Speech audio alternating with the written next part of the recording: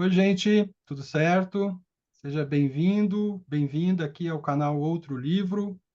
Eu sou Ricardo Pedrosa Alves, eu sou professor, sou escritor e produtor aqui do canal Outro Livro. Começamos agora 2025 com a entrevista com Aida Gomes, falando do livro Os Pretos de Pousa Flores. Muito bem-vinda, Aida, é um prazer recebê-la, uma satisfação. Muito obrigada por este convite, realmente grata. Estou muito curiosa como é que vai ser esta conversa. Tá bom, eu também. Então, aqui no canal, você que está assistindo, a gente já tem mais de 120 entrevistas com escritores e escritoras do Brasil, de Moçambique, de Angola, de Portugal. Temos, assim, várias playlists de narrativas, de poesia, de estudos, tradução. Eu converso com editores, editoras, converso com todo mundo desse sistema literário, né? Falando da literatura contemporânea especialmente, e falando sobre livros, especificamente. Então, eu leio os livros, a Ana Beatriz, minha companheira, também participa de algumas entrevistas, a gente lê os livros e faz as entrevistas a partir das nossas leituras. E agradeço se você que nos assiste puder também inscrever-se no canal, né, e comentar. É interessante que você comente, que nos dê um retorno de como está sentindo aí as entrevistas e passeie pelo canal. São muitas entrevistas mesmo, vale a pena, eu acho. Né? Tô falando em causa própria, mas acho que vale a pena. Então, gente, hoje vamos à literatura de uma autora angolana, que é Os Pretos de Pousa Flores. É um romance, saiu aqui no Brasil em 2023, pela editora Funilaria, de São Paulo. É um livro que já havia sido publicado em Portugal em 2011.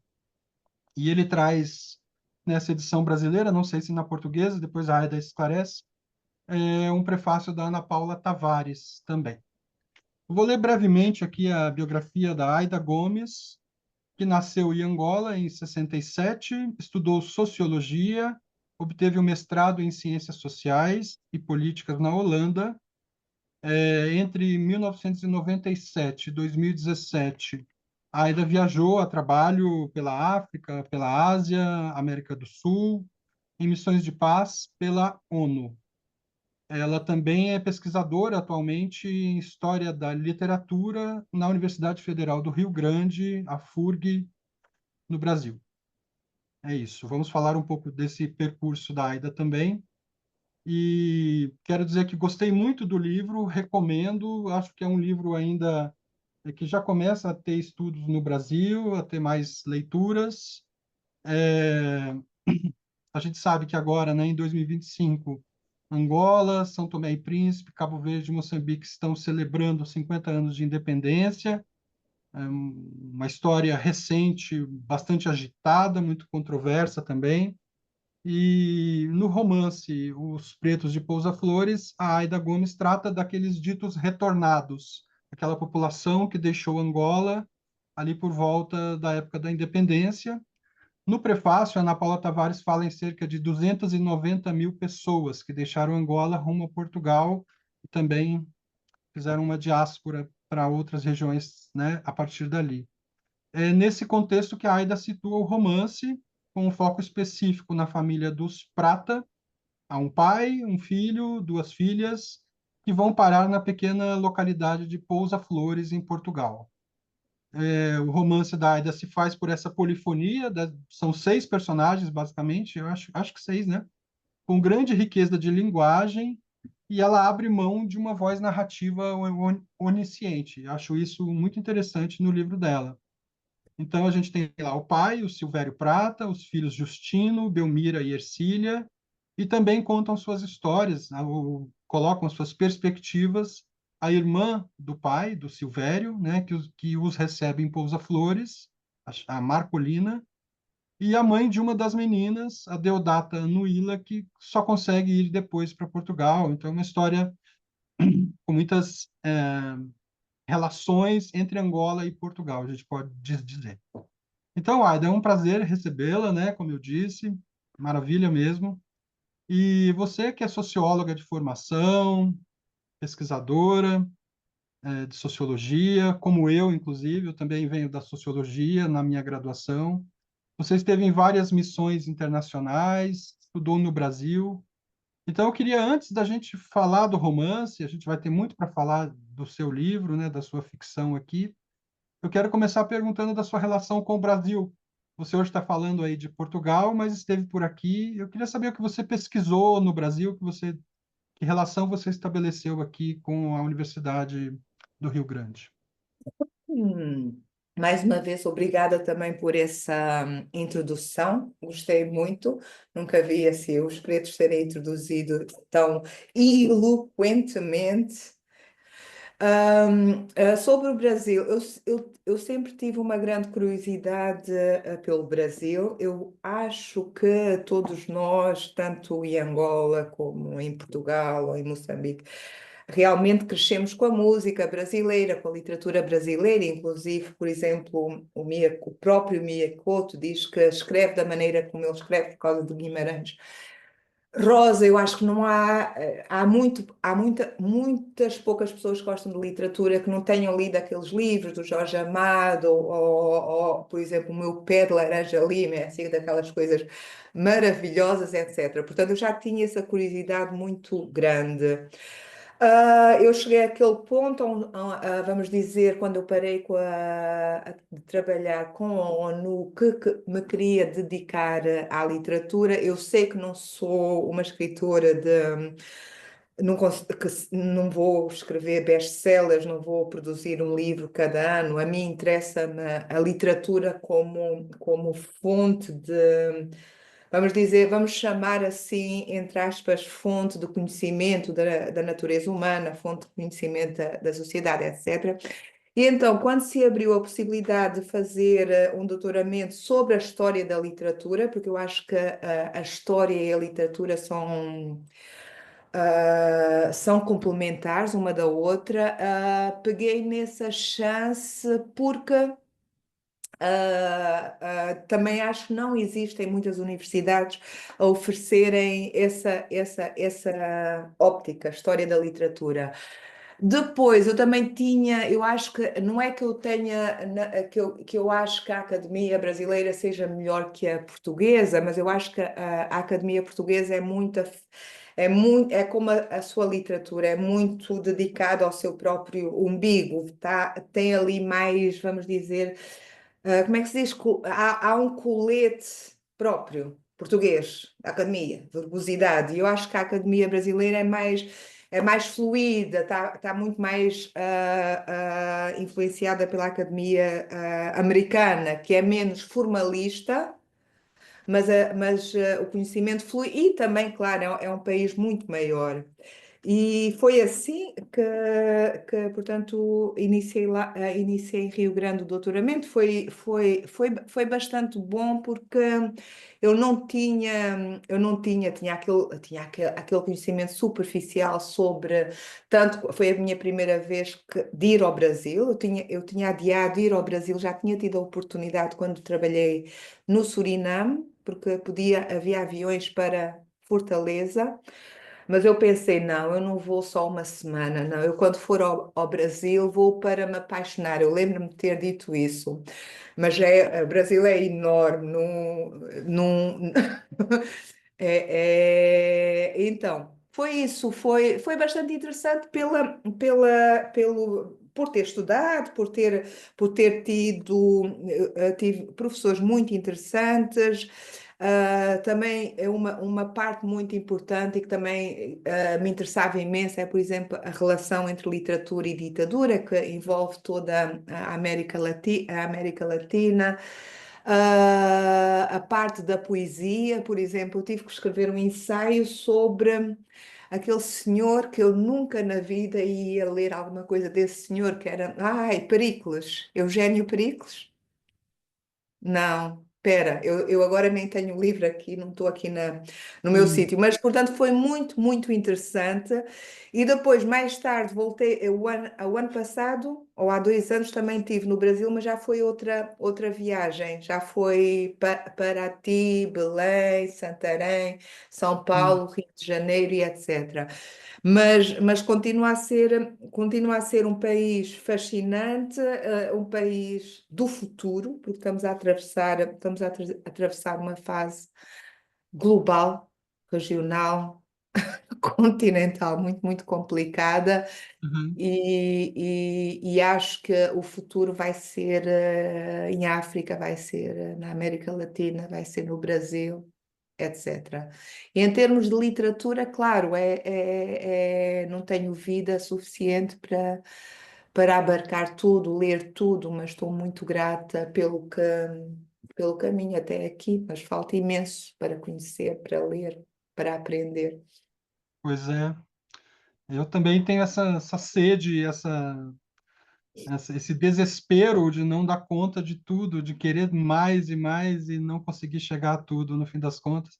E achei muito bonito que você disse que o sul global, de certo modo, é o futuro, né? É por isso que a gente batalha aqui também, no fim das contas, inclusive com o próprio canal, né? Dando essa ênfase à literatura em língua portuguesa, né? Não só a brasileira, né? Ou seja, contemplando também essas outras escritas, como é o caso da sua. E eu queria te perguntar agora, Aida, a gente falou do teu percurso profissional, você disse que começou esse doutorado em História da Literatura, ou seja, a literatura faz muito parte da sua vida também, eu entendo. E eu queria te perguntar como é que a escrita desse romance especificamente chegou até você, né? Porque ele, de certo modo, talvez espelhe um pouco do seu próprio percurso, no fim das contas. Sim, eu sempre quis escrever, inclusive passei assim parte da minha infância e adolescência a escrever poesia, assim, tipo sonetos e coisas assim. Eu tinha, quando tinha 21, 22, estava na Holanda, estava a estudar e também nessa altura, também com os meus amigos, fundamos uma revista literária na universidade e tínhamos aqueles amigos que só bebem, sonham literatura, que abrem assim o Baudelaire na janela, que é para as pessoas, quando passarem, saberem que ali há literatura. Só que eu percebi que estamos a falar nos anos 90 e havia tantas guerras, a guerra em Angola, a guerra em Moçambique ainda, havia a Libéria, havia o Ruanda, aquela atrocidade no Ruanda, aquela que ainda, que chamam conflito, mas nem sei se é conflito da Israel. Então eu senti que não, que a literatura seria um luxo muito grande.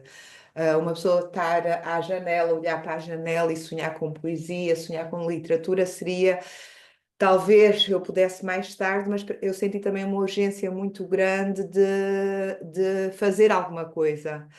E esse caminho de ir, eu nem sei, eu nem tinha, eu também trabalhei em ONGs, ou NGOs, ONGs em português, Organizações Não Governamentais, mas senti um dado momento que eram as Nações Unidas como máquina colossal, com imenso poder, não só económico, mas político, e para montar infraestruturas que pudessem mudar as coisas.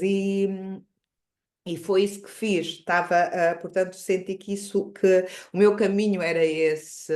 Principalmente, eu acho que senti, eu não sei, eu sempre pensei que ia morrer em Angola, envelhecer em Angola, ia para a minha aldeia, onde eu nasci. Eu nasci mesmo no mato, numa aldeia.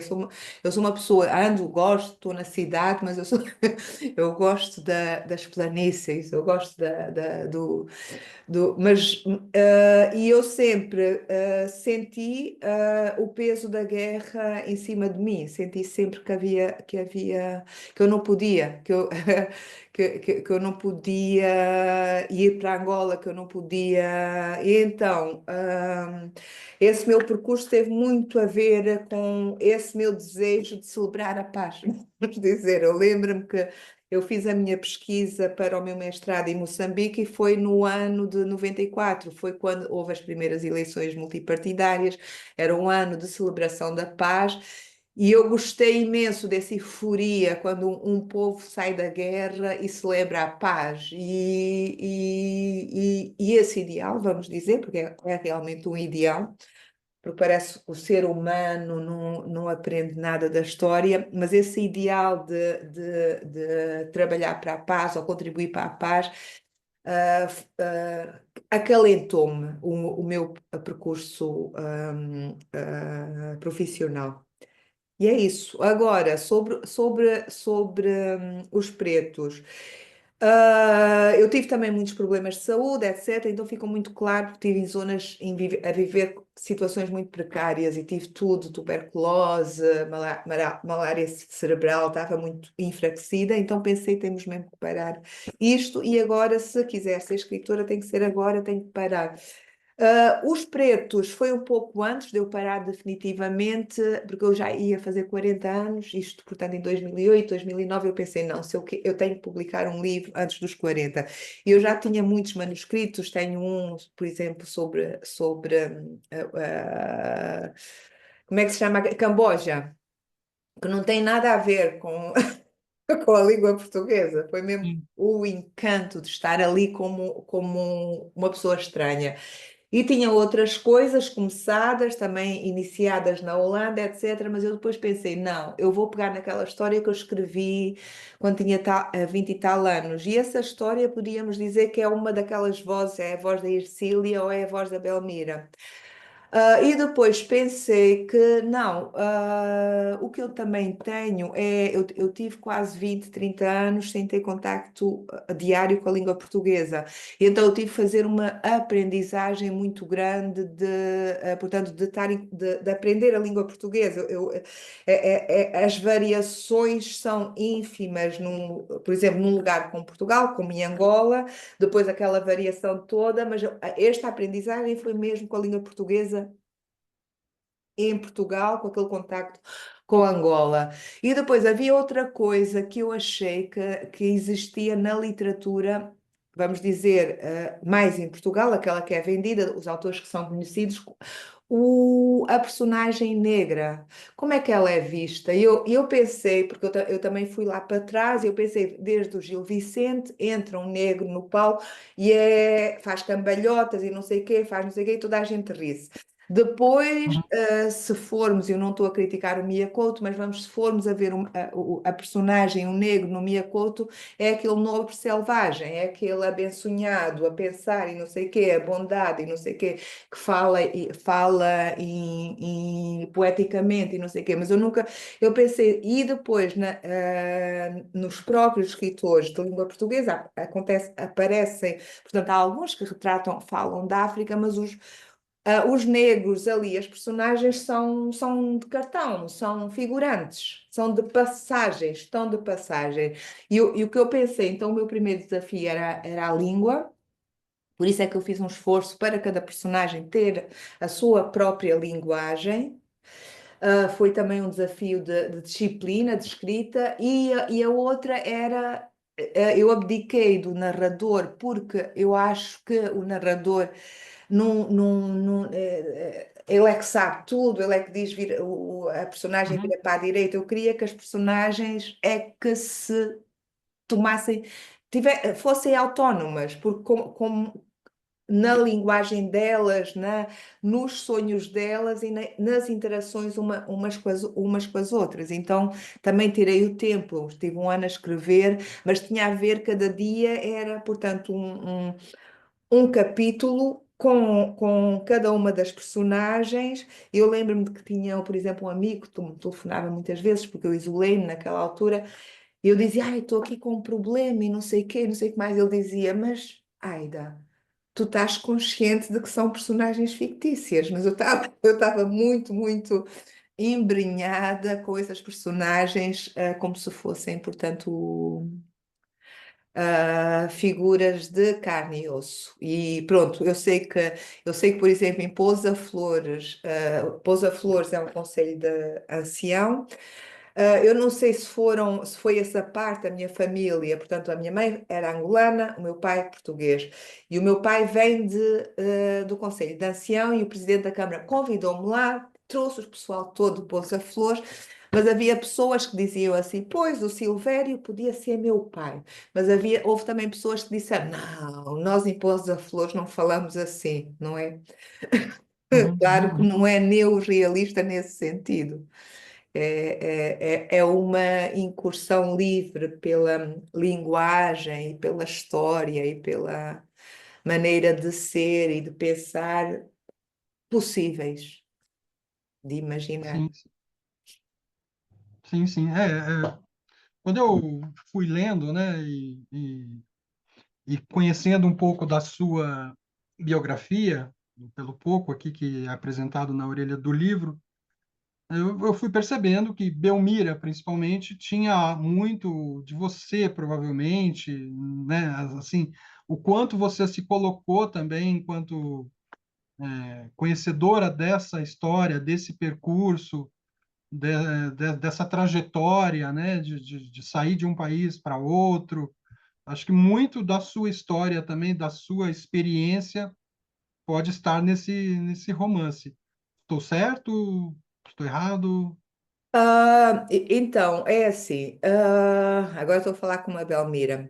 Vamos dizer, em termos de personagens, maneira de ser, eu tenho um amigo e eu acho que ele acertou, eu sou mais o Justino, eu sou irreverente. Só que não é uma parte da minha personagem, da minha personalidade que sai assim, só entre amigos, mas os amigos que me conhecem disseram que aquela voz do Justino é a tua. Ahm, eu cresci, eu cresci sem a minha mãe. O meu pai era amigo do Soba, do chefe tradicional ali em Angola, vivia ali já há 20 anos, 30, ele tinha quase 50 ou mais de 50 quando eu nasci. E como o chefe, gostava muito dele, o meu pai, não sei, recebeu a filha, como se faz assim em África, e eu nasci de uma filha de um chefe tradicional muito jovem, segundo consta, ela tinha 16, 17 anos ou menos, quando eu nasci, e o meu pai tinha 50, lia, era muito sério, ensinava toda a gente a ler. Ele disse que ela aprendeu rápido a ler, mas que não tomava conta bem de mim. Então, quando eu tinha 14 meses, o meu pai disse à minha mãe: Eu vou tomar conta da menina. E eu nunca mais vi a minha mãe. E o meu pai ensinou-me a ler aos 4. Vamos dizer, o meu pai, se calhar, porque havia tanta diferença de idade, mais de 50 anos, estava a tentar pôr, ensinar-me o que ele sabia, o quanto antes. E quando viemos para Portugal, continuou essa coisa de ler muito. Eu cansei das histórias de fado, então li os livros do meu pai. Então, vamos dizer, eu não cresci numa família convencional, eu não cresci com o papá, mamã, os irmãos e as irmãs, e inclusivamente também nunca tive muito contato com a minha família portuguesa, porque nós éramos também, o meu pai era assim uma espécie do patinho da ovelha negra, e eu era assim uma espécie de patinho feio nesse contexto. Uhum, Para aí também, portanto, o estranhamento o querer sair de Portugal, o estranhamento para com Portugal. uhum, Eu fiz muita pesquisa porque eu pensei, o que eu senti foi, ok, então eu vou contar a história, pelo menos para mim, vai ser um processo de aprendizagem.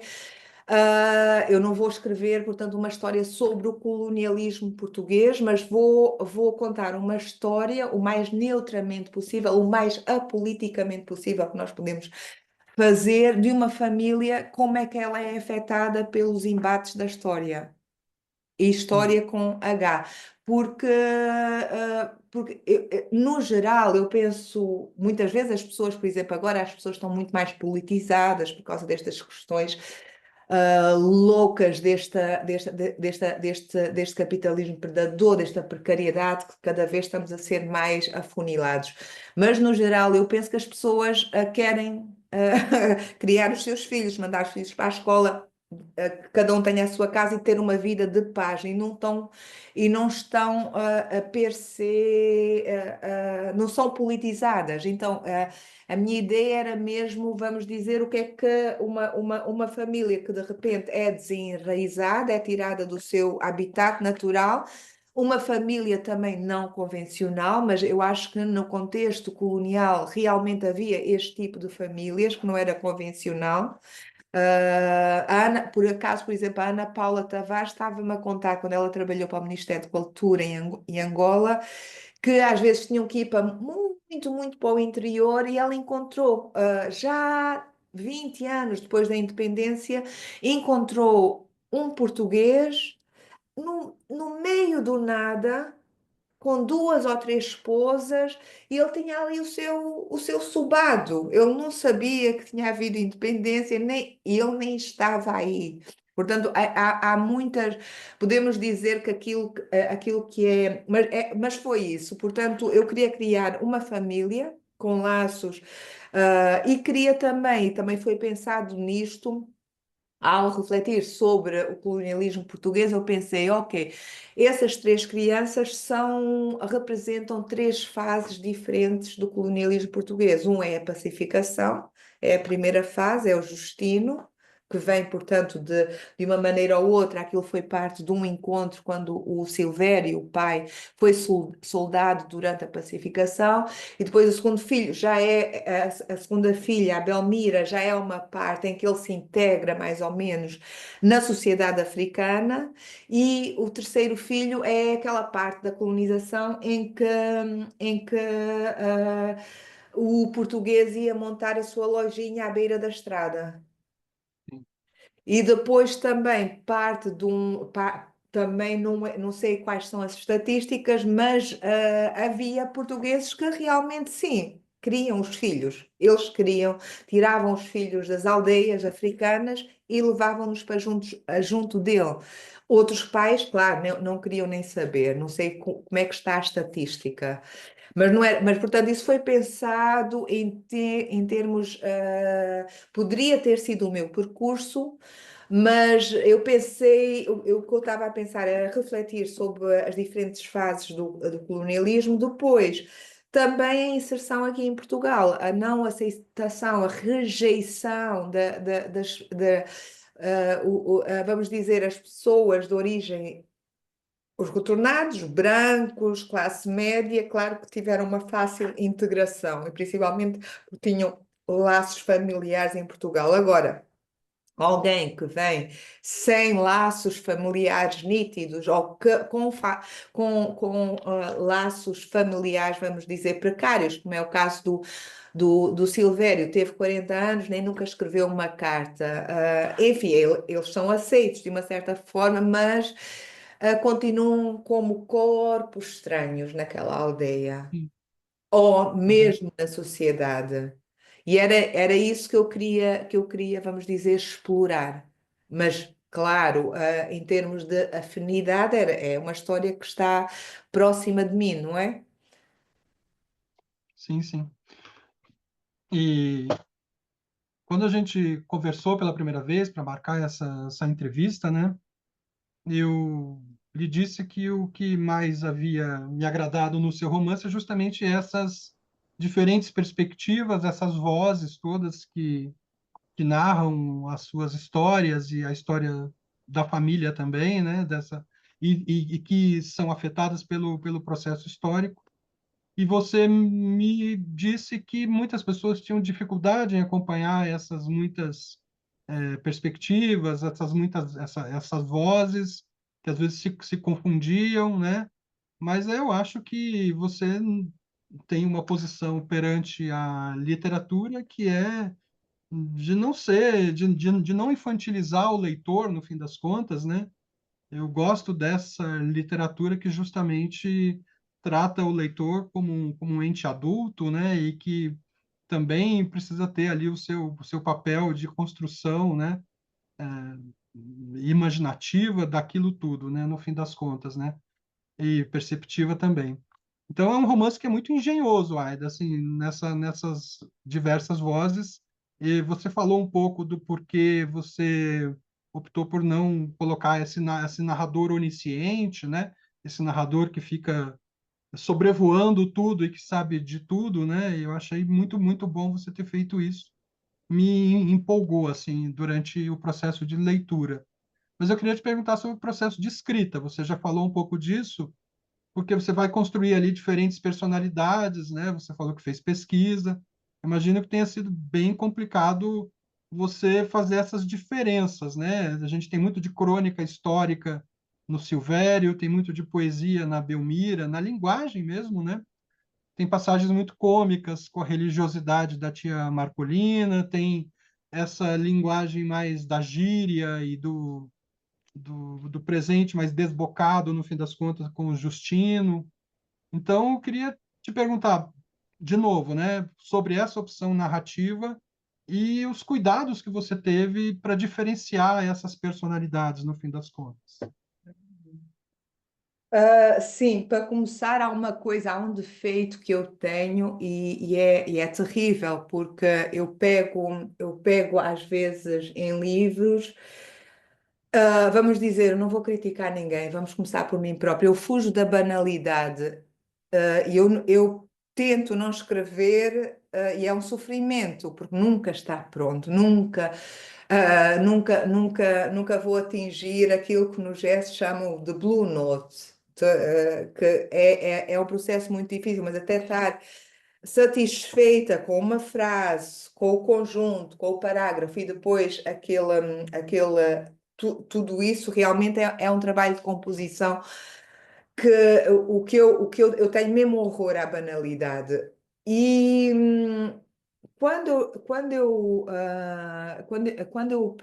eu não sei se vou, vamos dizer, quando eu preparei a escrita dos pretos, eu fiz dois cursos de roteiro, de escrita de roteiro, porque eu achei que, como é que vamos dizer, que se um bom filme, filme consegue apanhar aquele que está a ver o filme, uma hora e meia, e estamos ali completamente, todos os nossos sentidos estão ali concentrados. E eu pensei, eu tenho que aprender esta arte. E tive pelo menos um dos cursos foi excelente, era um roteirista muito famoso, etc.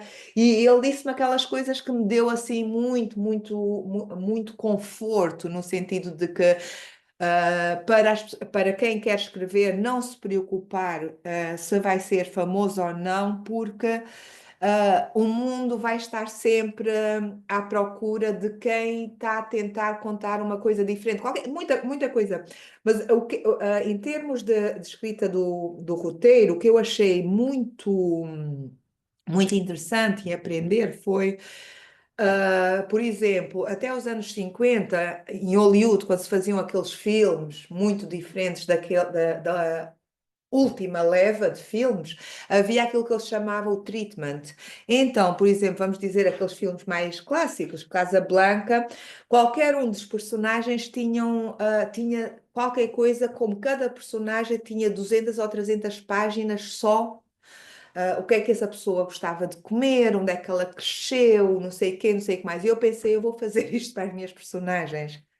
E isto não vai sair, isto não vai sair. Inclusive, eu andei à procura, de fotografias para cada uma das personagens. Portanto, o mais completamente possível, os livros que a Belmira lia, os livros que a Ercília não lia,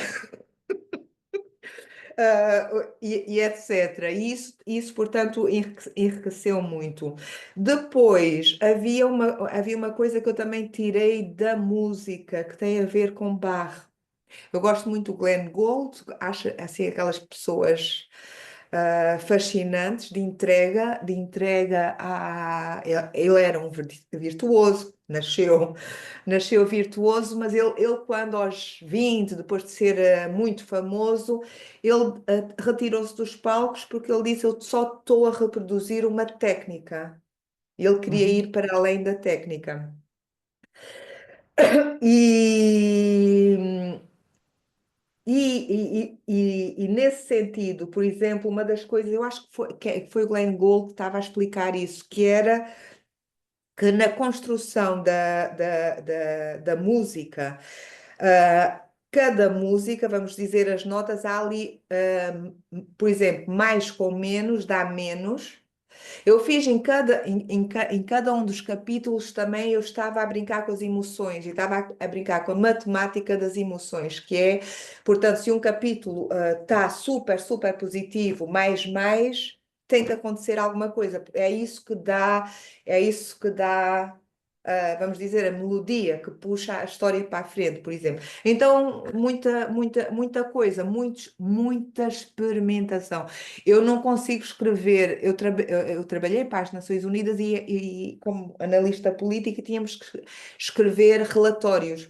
E esses relatórios eram, portanto, segundo, vamos dizer, técnicas já professadas, já aquilo não se muda. Mas eu acabava sempre, por exemplo, de escrever também sobre, como, por exemplo, músicas rap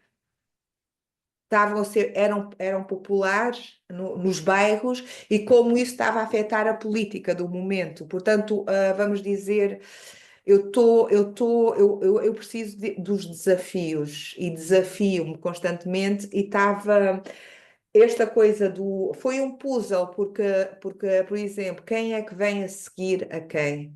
Sim. Nos Pretos de Pousa Flor. Eu lembro-me que também pensei em fazer, deixa primeiro o Silvério contar a história dele, deixa depois o Justino contar a história dele, mas eu depois pensei, não, eu acho que isto não vai funcionar, é melhor manter uma espécie eu não sei se há uma sincronia ou uma diacronia, mas há ali pelo menos para mim, muitos leitores disseram que não havia assim muita lógica, mas para mim há ali uma certa lógica, que é as coisas estão a acontecer e as personagens estão a contar aquilo que estão a ver, e o leitor tem que se aperceber aquilo que está a acontecer através das personagens. Há uma coisa com a edição portuguesa, a diferença entre a edição portuguesa e brasileira é que a edição portuguesa não tem o nome das personagens antes de cada capítulo. Uhum. E aí, talvez, eu para mim, sei que, por exemplo, a fala do Justino é muito diferente da fala do Silvério. A fala do Silvério, para mim, inspirei-me um pouco na linguagem do século XIX. Não que ele fala à maneira do século XIX, mas no século XIX havia assim uma, vamos dizer, uma elegância na maneira de escrever o pensamento, a maneira de escrever também, quase de caligrafia, havia tempo de pensar e de escrever. Então eu pus o Silvério assim nessa estrutura. Ahm, mas para algumas pessoas, portanto, parece que havia dificuldade em situarem-se nas falas diferentes. E depois eu falei com a editora brasileira e ela disse: tá bem, vamos pôr o nome qual é que é a personagem que está a falar. E se calhar isso também facilitou a leitura, não é? Sabendo disso agora, assim, eu penso que seria bem mais complicado mesmo ler sem os nomes, sem indicação de quem é que está falando, quem é que está escrevendo em cada um desses trechos. Ok. A sequência entre as falas, né, entre as diferentes personagens aqui, eu não vejo problema nisso. Eu acho que o livro Uhum. é bastante rico nesse sentido. E essa outra questão que você falou de, de contrapor emoções, por exemplo, eu acho muito legal também. Tem aquela, eu não vou dar o spoiler aqui, mas tem aquela situação trágica mais na terceira parte, ocorrida em Angola, né, com o Silvério e a mãe de uma das crianças, e logo depois vem uma sequência bem humorada, né, bem efusiva mesmo, no fim das contas. Então, acho que esse contraste, para mim, enquanto leitor, é bem sofisticado, é bem interessante. mas eu acho que sem o nome das personagens, eu acho que, assim, enquanto, né, imaginando a minha leitura sem esses nomes, penso que eu sofreria um pouco mais, assim, no fim das contas, né? É, você, ao pensar no romance, Aida, você já pensou nessas personagens? Teve alguma que você descartou? Teve trechos que foram descartados? Você falou que escreveu em mais ou menos um ano, é isso? Sim. Então, Eu é acho. esse núcleo, basicamente, desde o princípio? Sim, porque para mim realmente era, eu queria uma família, queria uma família porque eu queria lidar eu queria lidar naquela altura com as tais dicotomias que era, vamos dizer, pai-filho, mãe-filho, irmão-irmã, negro-branco, colonizado, colonizador. E queria, portanto, criar um cenário que envolvesse. Sim, foi logo desde o princípio. Eu acho também, eu fiz muita pesquisa, mas depois é claro que naquilo que estamos a falar, que é o caminho, a parte autobiográfica, é claro que quando eu escrevo, vai haver sempre coisas de mim e de pessoas que eu conheço, casos de pessoas, de famílias. E então eu também me orientei um bocadinho com famílias. Portanto, relatos ou famílias que eu conhecia, famílias próximas de mim. Lembrei-me também uma família com quem eu e o meu pai fugimos de Angola e que éramos muito próximos, que poderíamos ser irmãos, àquela maneira angolana, que não é preciso ser irmãos de sangue, mas somos irmãos, etc. Então também há ali, vamos dizer, não é retratos puros, não é? Porque não é um documentário, mas houve ali, portanto, desde o começo eram mais ou menos essas personagens. Acho que não há ali. Eu fui muito esquemática. Estas personagens, estes assuntos, estes livros, li muitos livros. O mais engraçado realmente, eu acho que a parte mais engraçada, a mais dorida foi há ali uma parte em que entra, portanto, um coletivo de prostitutas. E Sim, eu estava no norte de Portugal, eu levantava-me às 7, ia nadar, ia fazer ginástica, ia depois dar um passeio, tomar um pequeno, às 9 estava a escrever. E havia ali, e depois, quando terminava de escrever, no final do dia, ia outra vez dar um passeio e depois ia ver filmes. Então eu ia, era no tempo, isto é 2008, 2009, ainda havia as videotecas, aquelas coisas quadradas. Eu gosto muito de filme. Essa é a minha frustração, não ser realizadora de cinema, mas pronto, próxima vida. E, e então eu surgiu uma ideia, havia ali por detrás de uma cortina de veludo preto, era a parte dos filmes pornográficos. E ocorreu-me essa ideia de eu não preciso de ver os filmes, mas eu preciso dos títulos. sim, sim, sim, sim. Mas eu não tinha coragem de entrar ali. Então tinha um amigo de outra amiga, de outro amigo, e ele disse: tu precisas de conversa. Eu tenho amigas prostitutas. Então, é a coisa mais natural do mundo. A gente pergunta-me tudo. E ele deu muita informação. Eu disse: mas vai lá também e toma nota dos títulos, e são, portanto, aquelas partes cómicas dos títulos portanto, não sei se chama nas coisas, nas cassetes de vídeo. Então, por exemplo, utilizei alguns desses títulos e as histórias dele. Ele também tinha histórias sobre motas, portanto, eu também, isso eu faço sempre muita pesquisa. E quando estou, cada história, portanto, vamos dizer, é claro que há partes que uma pessoa escreve e aquilo vem, que maravilha, olha só. Mas a maior parte é pensado, às vezes é assim, não é bloqueio, mas como é que eu me saio desta situação? O que é que vai acontecer a esta personagem? Vai ser o próximo passo dessa personagem? E às vezes sei lá, pode ser uma leitura, pode ser um filme, pode ser um passeio, pode ser coisas que ouvi no autocarro e penso, oh, isto ia ficar bem. Portanto, é muito mar. Sim, sim. Eu achei aqui esse trechinho, a inocência ultrajada, inocência violada, selvagens lascivas, tesas e rijas, belas e ninfas, escolhidas para gozar, até a última gota, bem, bem cômico mesmo. É, Sim, é a personalidade do Justino, justamente. sim.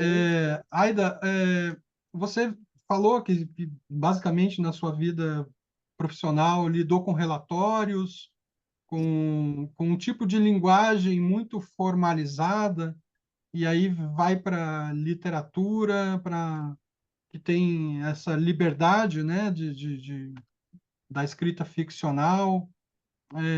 Como é que que cuidado você teve para não trazer a linguagem sociológica, a linguagem, como é que você lidou com essa questão da liberdade da linguagem literária e os formalismos com os quais você escrevia anteriormente? Como que Eu isso acho que não contaminou o seu livro, no fim das contas? porque no fim, é ao contrário.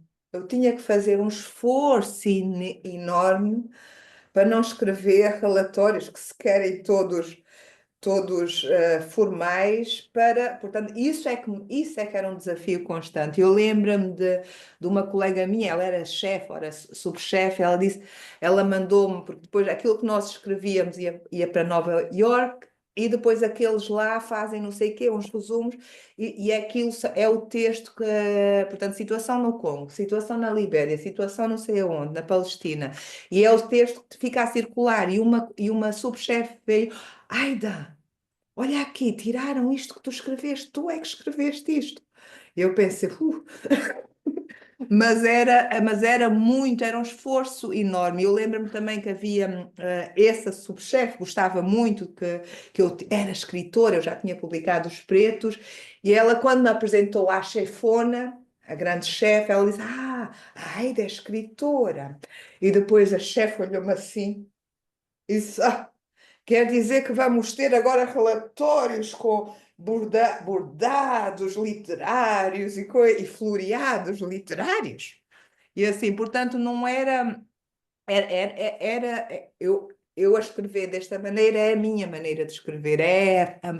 Finalmente posso respirar. A outra maneira era muito, nunca foi, tinha que fazer um esforço sobre-humano para, não é sobre-humano, mas é aprender uma linguagem, talvez se calhar como uma linguagem computurizada. É assim.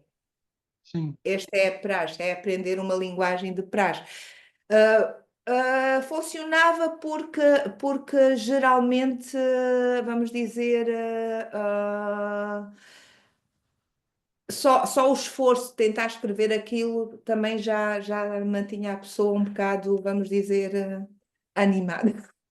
Uhum, uhum. Consegui escrever daquela maneira. E depois é claro que havia, portanto, aquele esforço, por exemplo, ir a uma reunião de importante e eu é que tenho que tomar nota e eu é que tenho que produzir aquilo, vamos dizer, num espaço, numa tarde. Pode ser uma reunião de 1 hora, 2 horas, 3 horas, como é que aquilo vai ser? Eu é que tenho que pensar, portanto, que aquilo podia dar 3 ou 4 páginas, eu tenho que apresentar um relatório máximo de meia página. Uma página já é imenso. Como fazer isso? Portanto, havia esses desafios também das escritas que foram úteis no sentido de sumarizar, analisar, São outros desafios, mas esta parte é a mais, como é que se diz? É que enleva a alma, vamos dizer. Mas também não é menos dura, é talvez muito mais dura, muito mais, talvez até, sim, mais difícil, mais desafiadora, mas é mais, ah, dá mais. Uhum, uhum. Sim. Pois é, você falou que pensa a literatura também como fonte de conhecimento. E, claro, o seu romance é um retrato de uma época, ele aborda essa questão dos retornados, dos refugiados, dos deportados mesmo. E isso dá ao romance, claro, lá de 2011 já também, né? A primeira edição em Portugal, uma atualidade imensa diante do atual quadro mundial das relações entre o Sul e o Norte global, principalmente. E o seu romance traz muitas discussões sobre contato cultural, as percepções das identidades, a complexidade multicultural angolana mesmo, e muitas passagens com expressões de racismo contra os africanos, né? Então, eu queria te perguntar um pouco como foi colocar essas questões na literatura, no romance, e como é que você pensa o papel da literatura nessas questões, ou seja, a condição ética, política da sua narrativa, no fim das contas. Uhum. Eu acho que penso que é muito importante na literatura haver um certo, vamos chamar-lhe, só porque não me ocorre outro termo, um compromisso com a verdade. E vamos dizer, o primeiro compromisso com a verdade é com a natureza humana. E eu, por exemplo, quando eu digo é uma fonte de conhecimento. Eu estou muito grata àqueles livros que li, portanto, eu quando estou numa situação social ou estou na sociedade, em princípio, as minhas primeiras lições, os sentimentos de como perceber a realidade à minha volta foi-me dado pela literatura. E podem ser situações na China, ou na Rússia, ou em Paris, ou em Nova Iorque, no fundo de Portugal, ou no fundo de Angola. Portanto, há ali, portanto, a maneira, nós, quando observamos os outros e nos observamos, às vezes podemos estar em vários papéis, estamos realmente a transmitir qualquer coisa que espelha a nossa relação com o mundo, a nossa relação de perceber o mundo. E quando estamos a falar, por exemplo, disso, essa questão, falou a situação de racismo, o que é muito. O que é muito, eu não direi que é triste, mas vamos dizer que, por exemplo, na literatura africana, ou aquilo que se chama literatura, aquilo que se chama a oralidade, há uma tribo no leste de Angola, os Choques, que escrevem, por exemplo, poesia na areia. Há alguém que é a senhora mais velha, a mais cota, que tem as crianças à volta e escreve ou um provérbio, e muitos desses e depois pega e aquilo desaparece.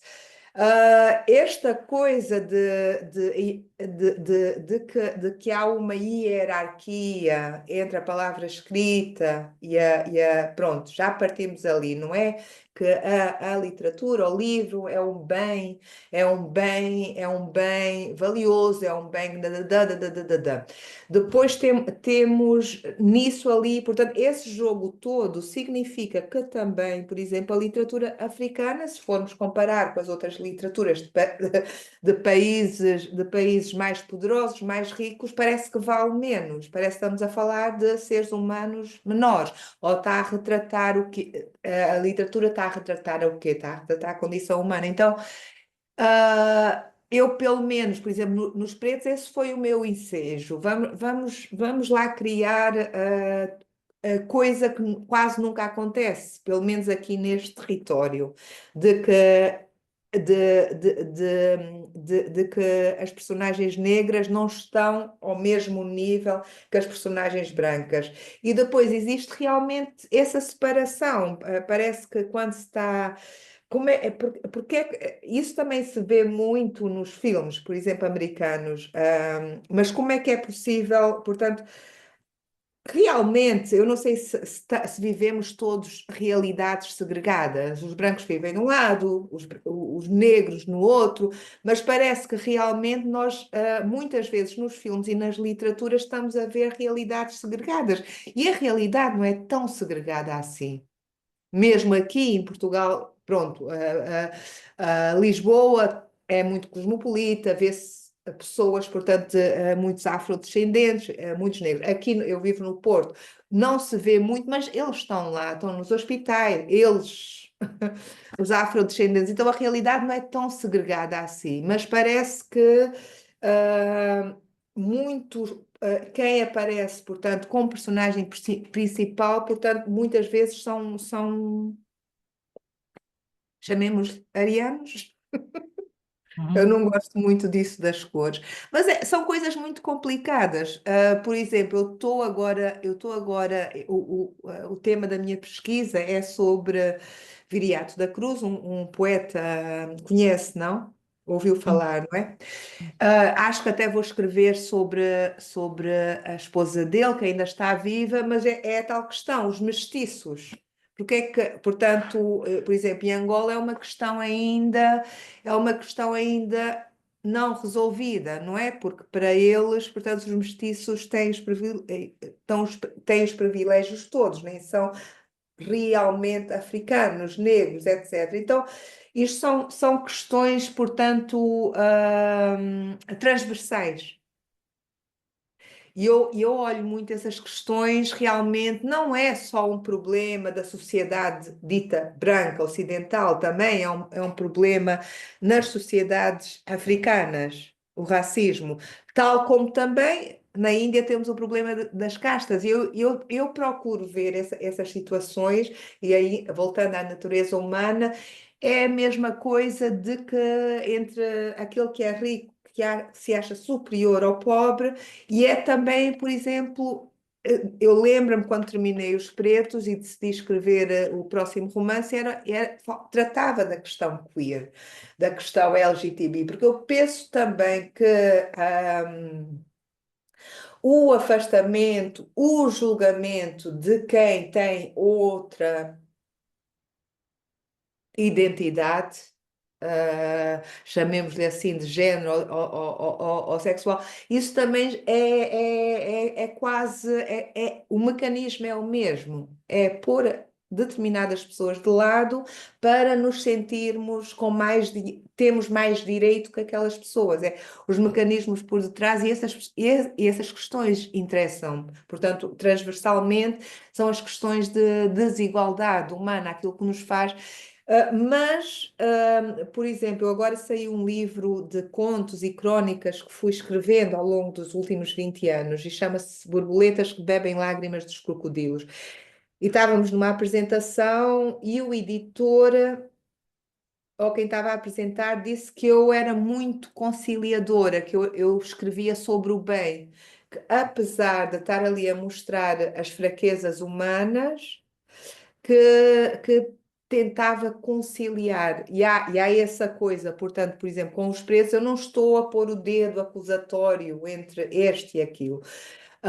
E eu acho que foi uma das razões que o livro, por exemplo, não teve grande sucesso em Portugal, porque nestas questões de desigualdade, de racismo, é muito importante ou ser abraçado pela direita ou pela esquerda. Há muito pouco caminho, há muito, principalmente nestes tempos que vamos vendo essa polarização, como é que vamos conciliar? Como é que vamos nos ver como seres humanos, fracos, maus, horríveis? Está Uhum. bem, mas também como é que vamos, portanto, separar e ver que também, se não for a solidariedade, se não for pessoas que sejam boas, se não houver bondade, se não houver respeito, não vamos sobreviver, não vamos para a frente. Eu acabo por ir por esse caminho e não do ativismo, não portanto, eu não sou uma escritora ativista, sou uma escritora que tenta conciliar. tentar, tentar perceber porque é que as coisas são como são. E tentar também não cair no azedume, não cair na miséria e na tristeza, porque ao fim e ao cabo é isso, a nossa realidade é muito, se não tomamos cuidado e vamos cair, vamos ficar muito tristes. Eu não quero ficar triste.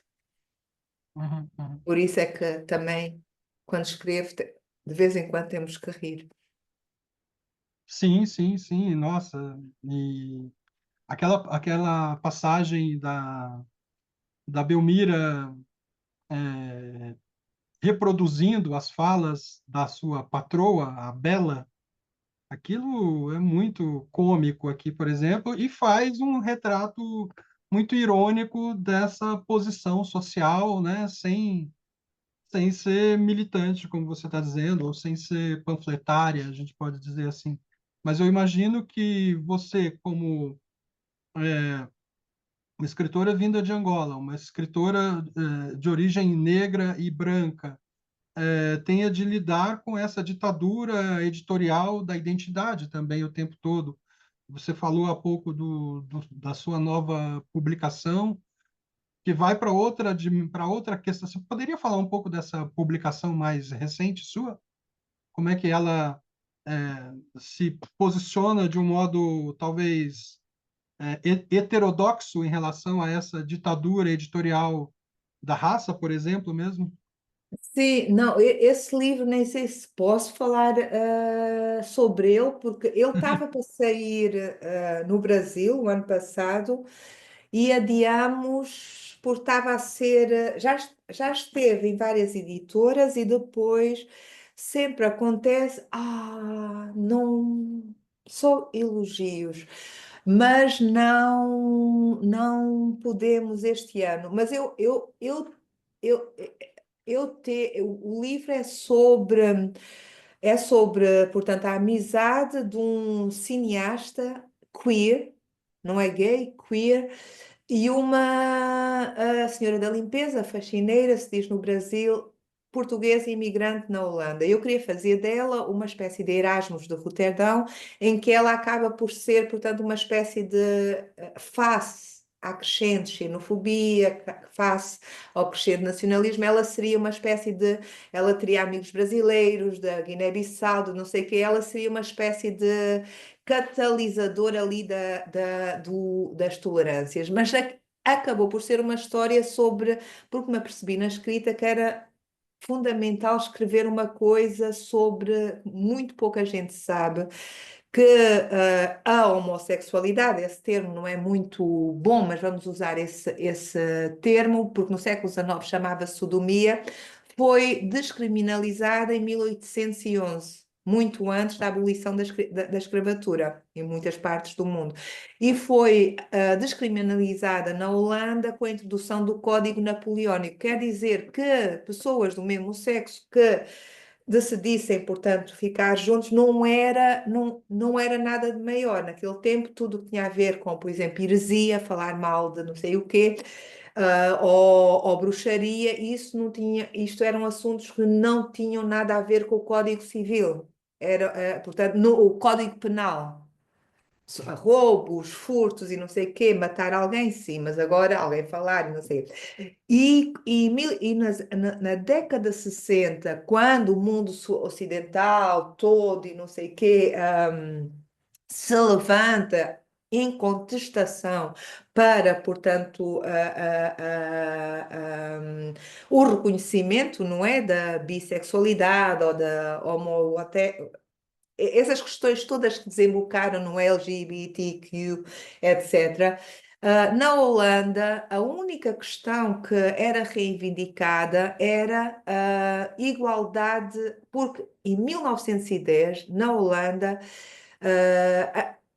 vamos dizer, a aceitação da interação sexual na Holanda para toda a gente era para os heterossexuais. A partir dos 16 podem se casar, podem ter, vamos dizer, atividade sexual. Só que em 1910 os protestantes mais puritanos pensaram que isso fazia com que pessoas da classe alta fossem pegar em meninos de 16 anos ou mais novos.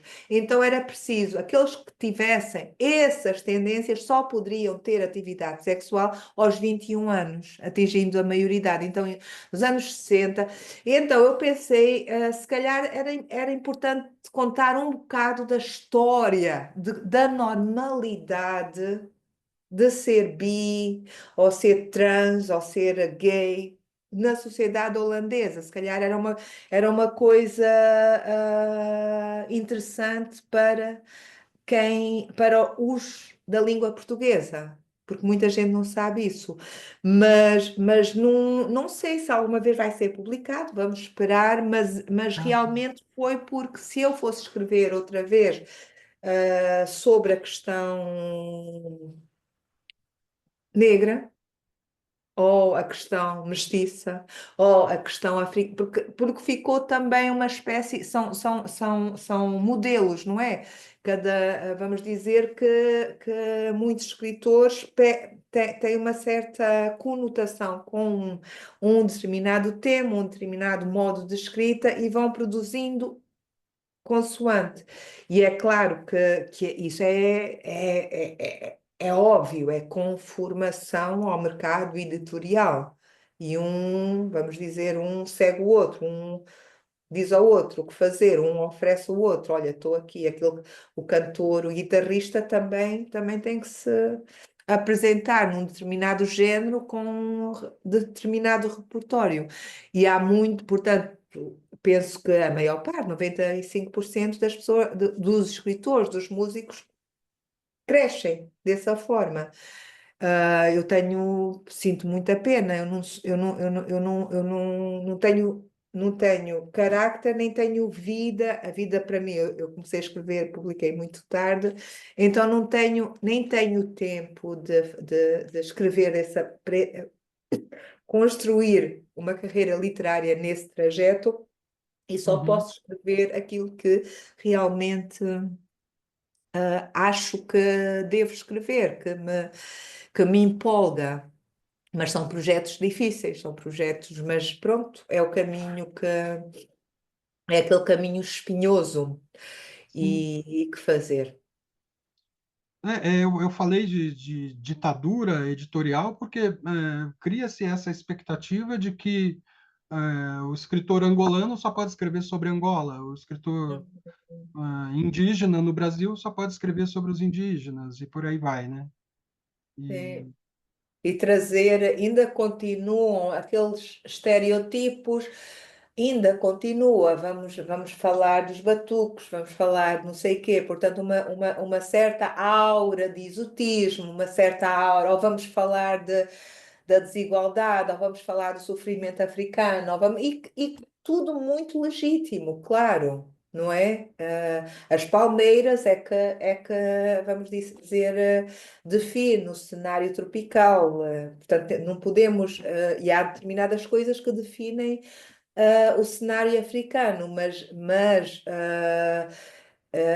eu vou agora a Angola, março, abril, e vou fazer pesquisa. Quero falar muito com os jovens e quero falar realmente sobre Viriato da Cruz, porque ele foi um intelectual precoce, autodidata, com uma lucidez enorme, com poemas fantásticos, muito poucos, com uma naturalidade e uma alegria, uma expressividade e naquela fase, antes de ser o debacle político, foi a vida dele, com muitos sonhos para Angola. Eu estou muito interessada nos sonhos, dos jovens uhum, uhum, sim, angolanos. maravilha. É Hum. isso, Aida. Maravilha de conversa. Tratamos hoje aqui dos Pretos de Pousa Flores, da Aida Gomes, que saiu no Brasil em 2023 pela Funilaria. um romance bem legal, com uma penetração muito complexa nas emoções humanas, no sentimento de desterro contemporâneo, especificamente no caso dos angolanos ou dos africanos de língua portuguesa que foram para Portugal ali por volta de 75 e que traz também assim nos informa também, né, sobre relações entre o tempo colonial, o tempo pós-colonial. Tem muita riqueza também de contextualização no seu livro. E agradeço muito a sua presença, as suas respostas, e a você que está assistindo também, um meu muito obrigado. E é isso, Aida, foi bem legal mesmo. Muito obrigada, eu também gostei muito. Agradeço muito a oportunidade de estar a falar assim livremente e trazer os pretos outra vez aqui ao mundo, outra vez. Eles andam a viajar, gosto muito disso. Que Muito bom. obrigada. Então é isso, gente. Voltamos aí agora, talvez agora para 2025, ainda não definimos aqui, mas a gente tem uma outra periodicidade das entrevistas, mas assim que tiver definido, deixo claro isso lá na página do canal. Sintam-se convidados a ver as outras entrevistas também. E até a próxima aí com mais outro livro. Um abraço. Obrigada.